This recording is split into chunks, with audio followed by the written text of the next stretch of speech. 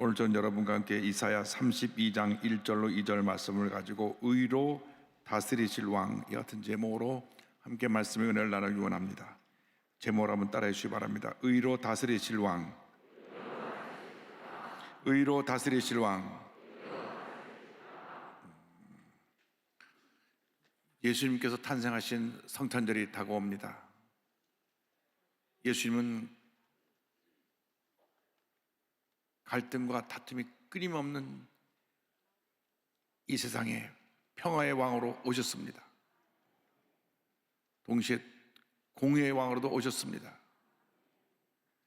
예수님이 오셔서 우리에게 참된 평화를 주시고 또 우리 삶 가운데 있는 모든 흑암의 문제를 물리치시고 악인은 심판하실 것입니다.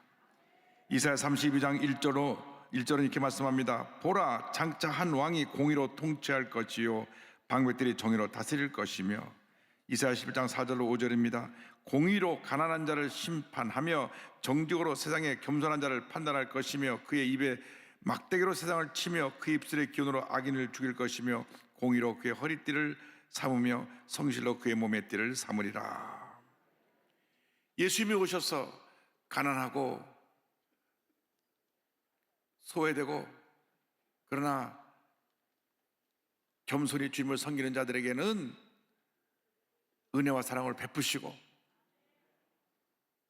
악을 행하며 살아가는 모든 악인들은 심판하고 벌을 주실 것입니다. 절대로 악인들로 인하여 원망 불평하지 않게 되기를 바랍니다. 그들의 운명은 이미 결정되어 있습니다. 시편 전체 서론이 되는 1편 6절은 이렇게 말씀합니다. 무릇 의인들의 길은 야훼께서 인정하시나 악인들의 길은 망하리로다. 악인들의 길은 망하리로다.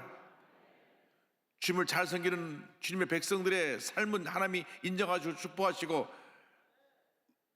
의의 길로 인도해 주시마는, 하나님을 거역하고 하나님의 사람을 고통을 주고 악한 일을 행하는 자들은 하나님이 심판하시고 그들의 삶을 망하게 하실 것입니다. 그러므로 우리는 늘 하나님 앞에서 하나님이 인정하시는 의인의 삶을 살아가게 되기를 주님의 이름으로 축원합니다. 이사야 32장 2절을 보면 예수님을 네 가지 모습으로 설명하고 있습니다. 첫째로 주님은 광풍을 피하는 곳이 되신다고 말씀합니다. 32장 2절입니다. 또 그 사람은 광풍을 피하는 곳, 폭우를 가리는 곳 같을 것이며. 광야길 같은 인생을 살아가는 동안 때때로 우리에게 광풍이 불어옵니다. 미국에 가끔 중부에서 토네도가 일어나는데 그렇게 문명이 발달되고 잘 사는 나라인 미국에서도 이 토네도가 불면 꼼짝을 하지 못합니다. 시속이 180km 이상의 강포로 인해서 막대한 재산피해와 함께 인명피해도 가져오는 것이죠. 토네도 돌풍입니다. 인간의 힘으로 막아낼 수가 없는 것입니다. 때때로 우리 인간이 감당하지 못할 갖가지 광풍이 불어옵니다. 시련의 광풍이 불어오기도 하고 환난의 광풍이 불어오기도 하고 질병의 광풍이 불어오기도 합니다. 이 광풍을 우리 힘으로 막아낼 수가 없는 것입니다. 갑자기 광풍이 불어와서 사업이 파탄 지경에 이르고 온몸이 아파 병원에 가니 의사가 손을 댈 수 없을 정도로 안 아픈 것이 없이 병으로 가득 차 있고, 또 착하게 잘 자라던 아이가 어느 날 갑자기 잘못된 친구를 사귀어서 부모에게 데리고 집을 나가기도 하고, 이런 광풍이 불어옵니다. 이런 문제가 생기면 사람들은 어찌할 뻔을 모르고 문제를 해결하기 위해서 용한 무당을 찾아가고 점쟁이를 찾아가기도 하지만은 그 어떤 용한 무당도 어떤 점쟁이도 이 환난의 광풍에서 우리를 구원해주지 못합니다. 온 윤리의 구주자가 되시는 예수님만이 우리의 모든 문제를 해결해 줄 수 있는 것입니다. 예수님만이 모든 문제 해결자가 되십니다. 오직 예수님만이 우리의 염려, 근심, 걱정을 해결해 주시고 주님의 은혜로 충만케 만들어 주시는 것입니다. 주님 친히 말씀하셨습니다. 요한복음 14장 1절입니다. 너희는 마음에 근심하지 말라, 근심하지 말라. 하나님을 믿으니 또 나를 믿어라. 근심할 시간에, 염려할 시간에 하나님을 믿고 의지가 나가는 여러분 모두가 되기를 바랍니다. 14장 6절에 주님 이어서 말씀하십니다. 예수께서 이르시되 내가 곧 길이요 진리요 생명이니 나로 말미암지 않고는 아버지께로 올 자가 없느니라. 그렇습니다. 예수님만이 우리의 참된 길이 되시고 진리가 되시고 생명이 되시는 것입니다. 환난의 광풍이 불어올 때 길이요 진리요 생명이 되신 주님께 나와 주의 도우심을 간구하는 여러분 모두가 되기를 바랍니다. 둘째로 주님은 폭우를 가리는 곳이 되십니다. 성경은 말씀합니다. 이사야 32장 2절에 폭우를 가리는 곳 같을 것이며, 여름철에 갑자기 폭우가 쏟아지고 홍수가 나가면 큰 피해를 입게 됩니다. 싱가포르는 우기가 우리나라로 가을부터 겨울이 우기인데 9월부터 2월달까지 예고 없이 시도 때도 없이 그냥 폭우가 쏟아집니다. 갑자기 한 시간 폭우가 쏟아지다가 또 멈춥니다. 그래서 싱가포르에서는 9월달부터 2월달 그 사이에 여행을 가면 늘 우산을 준비해 갖고 가야 됩니다. 그런데 싱가포르 사람들은 익숙해서 비가 오면 비를 그냥 맞더라고요. 또 한 시간 지나면 또 비가 그치니까. 워낙 더운 지방이니까 비가 오고 나면 조금 온도가 내려갑니다. 어쨌든 이 폭우가 쏟아질 때 온몸에 젖게 되고 여러 가지로 불편한 일이 생겨납니다. 이러한 폭우가 내릴 때에 폭우를 피하게 해주실 분은 우리 주님밖에 없습니다. 예수님만이 평화의 왕이 되셔서 이러한 환난의 폭우를 멈추게 하시고 참된 평화를 가다 주시는 것입니다. 예수님 탄생하실 때 천사들이 하늘에서 찬양했습니다. 누가복음 2장 14절입니다. 지극히 높은 곳에서는 하나님께 영광이요 땅에서는 하나님이 기뻐하신 사람들 중에 평화로다 하니라. 예수님이 오시면 하나님께는 영광이요 우리 모두에게는 평화가 임하게 된 것입니다. 예수님만이, 오직 예수님만이 우리 마음 가운데 참된 평화를 선물로 줄 수 있습니다. 세상에 주는 평화는 일시적인 것입니다. 잠깐 내 마음 위로함을 주고 지나가지만 주님이 주시는 평안함은 영원한 평안함입니다. 염려가 사라지고 근심이 사라지고 주님이 주신 평안함으로 우리 마음에 주님이 주신 은혜와 기쁨이 넘쳐나게 되는 것입니다. 여러분 모두가 성령으로 충만을 받아서 주님의 평안함이 넘쳐나기를 주님으로 축원합니다. 예수께서 요한복음 14장 27절에 친히 말씀하셨습니다. 평안을 너에게 끼치노니 곧 나의 평안을 너에게 주노라. 내가 너에게 주는 것은 세상에 주는 것과 같지 아니하니라. 너희는 마음에 근심하지도 말고 두려워하지도 말라. 할렐루야. 주님이 주시는 평안함은 영원한 평안함입니다. 이 평안함을 가지고 모든 어려움과 문제를 이기고 승리하는 삶을 살아가는 우리 모두가 되어야 할 것입니다. 이 세상의 모든 것 다 가져도 마음이 평안하지 않으면 우리는 염려 근심에 갇혀서 절망의 삶을 살 수밖에 없는 것입니다. 주여, 환난의 폭우가 쏟아질 때 주님께서 우리 마음에 평안함을 주셔서 모든 어려움을 이길 수 있게 하시고 주님의 은혜로 충만케 하여 주시옵소서. 주님의 은혜가 충만하기를 주님의 이름으로 축원합니다. 셋째로 주님은 마른 땅에 냇물 같은 분이시라고 말씀하고 있습니다.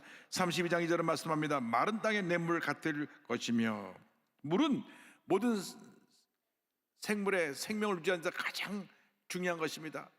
물이 없으면 식물이 말라 죽습니다. 생명체가 죽어갈 수밖에 없습니다. 가뭄이 계속되면 그것은 농부들에게서는 큰 근심, 염려가 쌓여가는 것과 다름이 없습니다. 왜? 식물들이 다 말라 죽게 되니까. 이 세상에 많은 가뭄이 다가오고 있습니다. 환난의 가뭄을 통해서 마음의 기쁨이 다 빼앗겨져 버렸습니다. 진짜로 심각한 기근은 영적인 갈급함에 대한 것입니다.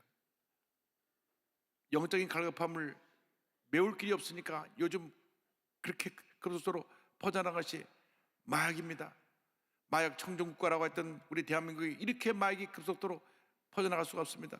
몇십 배 지금 마약 환자가 지금 늘어나고 있고 마약 반입이 늘어나고 있는 것은 그만큼 우리들이 영적으로 갈급함에 처해있고 기근에 처해있는데 이 세상 것으로 그 영적인 갈급함을 메우려고 그러한 일들이 일어나고 있는 것입니다.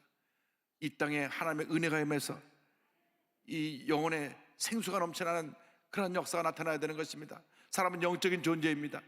영적인 존재는 영적인 것으로 만족함을 얻게 되는데 그것이 주님의 은혜입니다. 아모스 8장 11절에 말씀합니다. 주 야의 말씀이니라. 보라, 날이 이를지라 내가 기근을 땅에 보내리니 양식이 없어 주림이 아니며 물이 없어 가람이 아니요 야의 말씀을 듣지 못한 기갈이라. 영적 기근으로 심령이 황폐해지고 사람들이 마음이 악해지니까 온갖 악한 일들이 일어나고 있습니다. 우리 심령에 생수가 임해야 되는 것입니다. 예수님만이 우리 심령에 진정한 생수를 공급해 줄 수가 있습니다. 5번이나 결혼에 실패해서 6번째는 결혼도 하지 않고 살고 있는 사마리아 여인에게 예수님께서 이와 같은 말씀을 주셨습니다. 그의 영적인 갈급함을 하시고 요한복음 4장 14절에 주님 말씀하십니다. 내가 주는 물을 마시는 자는 영원히 목마르지 아니하리니 내가 주는 물은 그 속에서 영생하도록 솟아나는 샘물이 되리라. 오직 예수님만이 우리 영혼의 갈급함을 해소해 줄 수가 있습니다. 사마리아 여인은 그 영혼의 갈급함을 해소해 보기 위해서 이 남자를 만나고 저 남자를 만나고 5번 결혼해서 5번 실패하고 그 다음에 또 6번째 남자를 만났는데도 마음의 갈급함을 해소하지 못했습니다. 예수님이 그에게 영혼의 생수를 부어주실 때 그 생수가 그 마음에 넘쳐나서 그의 모든 영혼의 갈급함을 해결할 수 있게 되었던 것입니다. 주여, 우리가 영혼의 생수가 필요하오니 우리를 성령으로 충만케 하여 주시옵소서. 영혼의 생수가 임해야 되는 것입니다. 예수께서 승천하신 지 열흘째 되는 날 성령을 보내주셨습니다. 성령 임해서 그 성령으로 말미암아 우리 마음 가운데 하나님의 은혜가 충만하게 된 것입니다. 요한복음 7장 37절로 39절입니다. 명절 끝날 곧 큰 날에 예수께서 서서 외쳐 이르시되 누구든지 목마르거든 내게로 와서 마시라. 나를 믿는 자는 성경의 이름과 같이 그 배에서 생수의 강이 흘러나오리라 하시니 이는 그를 믿는 자들이 받을 성령을 가리켜 말씀하신 것이라. 성령이 임해야 되는 것입니다. 성령이 임하면 내 마음에 영혼의 생수가 흘러서 영혼의 갈급함이 사라져 버리고 염려 의식 걱정이 사라져 버리고 주님의 은혜와 기쁨이 충만하게 되는 것입니다. 지금 우리는 성령 시대에 살고 있습니다. 성령을 보면 이른비 늦은비 성령 역사를 말씀하고 있는데 지금이 바로 늦은비 성령의 역사 시대인 것입니다. 신명기 11장 14절입니다. 야훼께서 너희 땅에 이른비 늦은비를 적당한 때에 내리시리니 너희가 곡식과 포도주와 기름은 얻을 것이요. 요엘서 2장 28절 29절은 늦은비 성령에 대해서 말씀합니다. 그 후에 내가 내 영을 만민에게 부어주리니 너희 자녀들이 장래를 말할 것이며 너희 늙은이는 꿈을 꾸며 너희 젊은이는 이상을 볼 것이며 그때 내가 또 내 영을 남종과 여종에게 부어줄 것이며. 이른비 성령은 2000년 전 예수님의 승천하시는 오순절날 마가다락방이었던 성령 강림을 말씀합니다. 그때 이른비 성령 강림의 역사로 말미암아 예루살렘교회가 탄생되었고 이 성의 놀라운 역사가 예루살렘과 온 유대와 당시 사마리아와 온 로마 제국 땅까지 이르러 복음이 증거되었습니다. 지금은 20세기에 와서 늦음의 성령 시대가 시작되었습니다. 20세기에 시작한 오순절 성령운동이 온 세계를 뒤덮고 있습니다. 지금 전 세계 기독교 인구 가운데 가장 많은 숫자가 우리 오순절 운동에 참여한 숫자인 것입니다. 지금 6억 5천만인데 2030년이 되면 약 10억 명이 되는 사람이 우리 오순절 운동에 참여해서 하나님의 은혜를 나누게 될 것입니다. 하나님께서 지금 성령 역사를 온 세계에 불러일으키고 있습니다. 그 성령의 담비가 쏟아져서 지금 중남미는 기독교인의 80%가 다 오순절 순복음입니다. 브라질만 하더라도 얼마나 성령 역사 강력히 임했는지 브라질에 약 6,500만 순복음 교인이 있습니다. 성령 역사가 지금 온 세계적으로 일어나고 있습니다. 지금 우리는 성령 시대에 살고 있습니다. 놀라운 부역사가 앞으로 10년 동안 이 땅에 전 세계에 임하게 될 것입니다. 우리 기독교에 대한 하나님의 성회가 이 성령운동의 깃발을 높이 들고 앞으로 10년 동안 15,000교회를 더 세우고 지금 160만에서 300만 성도를 이루기 위해서 달려나갈 것입니다. 그때가 되면 2만 교회 300만 성도로 한국 최대의 교단으로 자리를 잡게 될 것입니다. 성령 시대에 우리가 살고 있습니다. 성령으로 충만해야 됩니다. 성령 충만만이 모든 문제 해결할 것입니다. 성령을 받아도 되고 안 받아도 되는 것이 아닙니다. 성령 충만의 역사로 말미암아 여도 순복음교회가 64년 전에 탄생되었고 불광동에서 서대문으로 여의도로 이사를 오면서 폭발적인 봉역사를 이루었습니다. 근데 알게 모르게 우리가 풍요로움 속에서 열정을 잃어버리고 성령 충만의 역사를 잃어버렸습니다. 이제 회복해야 됩니다. 회복의 시대가 왔습니다. 주여 우리를 성령으로 충만케 하여 주시옵소서. 에베소 5장 18절은 말씀합니다. 술 취하지 말라 이는 방탕한 것이니 오직 성령으로 충만함을 받으라. 오직 성령으로 충만함을 받으라. 성령 충만을 받기를 바랍니다. 성령 충만을 받을 때 문제가 해결됩니다. 하나님의 은혜가 임합니다. 하나님의 축복이 임하게 되는 것입니다. 영혼이 잘된 같이 범사 잘 되며 강건하게 되고 생활할 때 풍성하는 은혜가 성령 충만할 때 우리에게 임하게 되는 것입니다. 주여, 우리를 성령으로 충만케 하여서 영혼의 갈급함이 사라져버리게 하시고 주님의 기쁨이 내 마음속에 샘솟듯이 넘쳐나게 하여 주옵소서. 성령 충만의 문제로, 충만의 은혜로 모든 문제를 이기고 승리하는 삶을 살게 하여 주시옵소서. 여러분 모두가 성령 충만받기를 주님의 이름으로 축원합니다. 나아가서 넷째로, 주님은 곤비한 땅에 큰 바위 그늘이 되십니다. 32장 2절입니다. 곤비한 땅에 큰 바위 그늘 같으리니, 곤비하다는 말은 피곤하고 짙다는 말 의미입니다. 광야 같은 세상을 사는 동안 우리가 피곤하고 지쳤습니다. 사막 같은 그런 삶을 살고 있습니다. 광야 사막은 생명체가 존재하기 힘든 곳입니다. 저 케냐 수 나이로비에서 북쪽으로 800km 떨어진 투르카나라는 곳을 갔는데 평균 기온이 50도입니다. 50도. 얼마나 더운지. 그런데 생물체가 거기 살아남기 힘들어서 그저 바닥에 긴 가시만 있는 가시더물만 있고, 그리고 이 사막에 전갈, 독사가 있습니다. 그러니까 그 메마른 사막에 독사 전갈이 그곳에 우리 교회 이면성 교사님 가셔서 교회와 학교를 세우셔서 그곳에 있는 사람들 주사로로 섬겼습니다. 물론 과로로 일찍 총회했습니다마는 그가 뿌린 복음의 씨앗이 그 투르카나를 변화시키고 하나님의 큰 역사를 이루고 있는 것입니다. 그런데 제일 처음 투르카나에서 시작한 것이, 교회가 나무 그늘 아래 교회입니다. 큰 나무가 하나 있어서 그 그늘 밑에서 모여서 예배를 드려서 교회를 시작했습니다. 그렇게 더운데도 그늘 밑에만 들어가면 습도가 높지 않아서 시원합니다. 예수님은 그 뜨거운 사막 같은 곳에 큰 바위가 되셔서 우리에게 그늘을 만들어 주시는 참된 우리의 구세주, 우리에게 평안을 주는 좋으신 주님이 되시는 것입니다.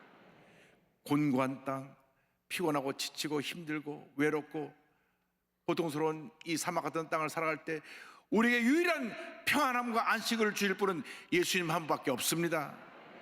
예수님만이 우리의 안식처가 되시는 것입니다. 예수님 우리를 부르십니다. 수고하고 무거운 짐자들아 다 내게로 오라, 내가 너희를 쉬게 하리라. 나는 마음이 온유하고 겸손하니 나의 멍에를 메고 내게 배워라. 그래야만 너희 마음이 쉼을 얻으리니. 예수님 십자가 그늘 아래서 쉼을 얻는 여러분 모두가 되길 바랍니다. 주님, 내 마음이 너무나 피곤하고 힘들고 지쳤습니다. 주님의 십자가 그늘 아래 쉬기 원합니다. 내 마음에 주님의 평안함을 주시고 내 마음에 주님께서 주시는 은혜로 말미암아 쉼을 얻는 은혜가 있게 하여 주옵소서.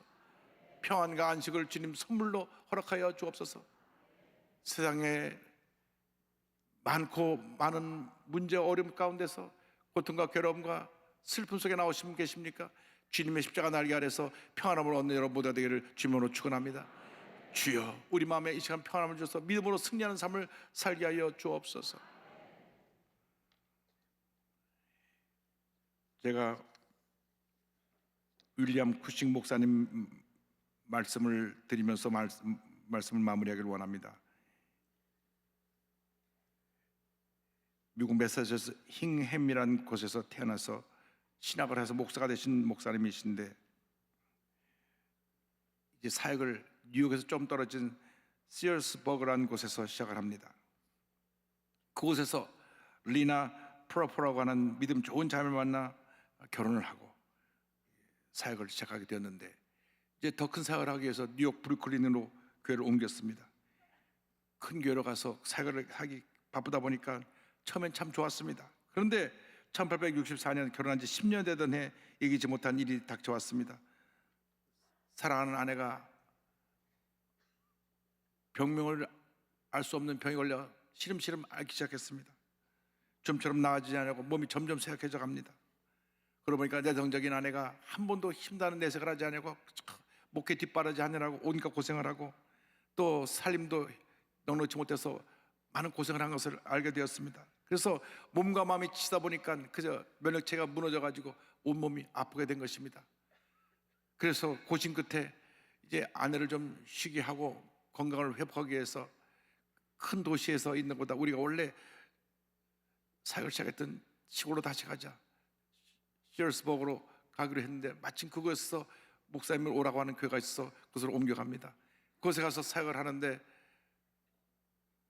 몇 년 지나지 않아서 사랑하는 아내가 세상을 떠납니다. 비극은 거기서 그치지 않았습니다.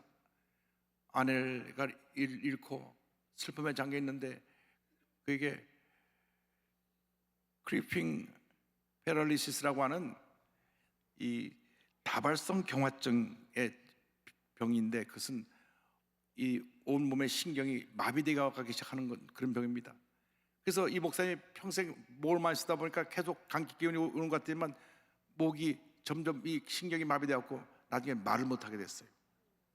목사님이 말을 못하니까 교회를 사임하게 되었고 깊은 절망에 빠졌습니다. 내가 아내도 잃고 이제 목소리마저 잃어서 이제 목회도 못하게 됐으니 난 어떻게 앞으로 남은 삶을 살아야 되냐, 하나님 앞에 엎드려 울며 부르짖었습니다. 주님, 주님의 뜻은 어디에 있습니까? 저를 이 땅에 태어나게 하신 이유가 있기는 한 것입니까?